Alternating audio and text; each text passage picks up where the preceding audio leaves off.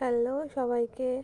আজ আমার খোশবাগে একটা মেহেন্দির কাজ ছিল, তো সেই জন্য আমি রওনা হয়ে গেছি স্টেশনে, কাশিমবাজার স্টেশনে চলে যাচ্ছি। তারপর ট্রেন ধরে মুর্শিদাবাদ নেমে তারপর যাব খোশবাগ।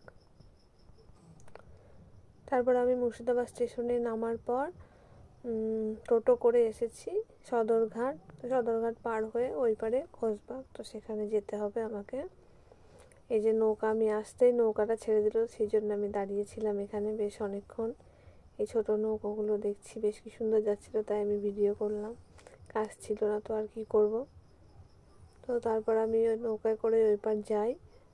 তারপর বাইরের যে ভাই ছিল সে আমাকে আবার বাইকে করে তাদের বাড়ি নিয়ে গেল।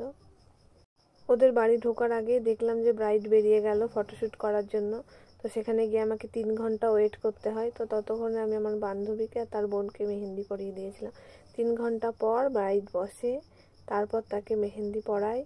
তো তাড়াতাড়ি করে এই 2 দিক কমপ্লিট করার পর ছবি তুলতে লাগলো ফটোগ্রাফার। তো তখনই এই ছোট্ট একটা ক্লিপ নিয়েছিলাম। সেভাবে ছবি তোলা হয়নি যদিও, তো খুবই বাজে অবস্থা হয়ে গেছিলো। তারপর তো সে নাচতে চলে গেল আবার। তো এখানে ওরা সবাই নাচানাচি করছিল, বেশ ভালোই প্রোগ্রাম হলো। তারপর আবার ব্রাইড এসে বসলো, তারপর আবার মেহেন্দি পরালাম এক হাতের উপরে।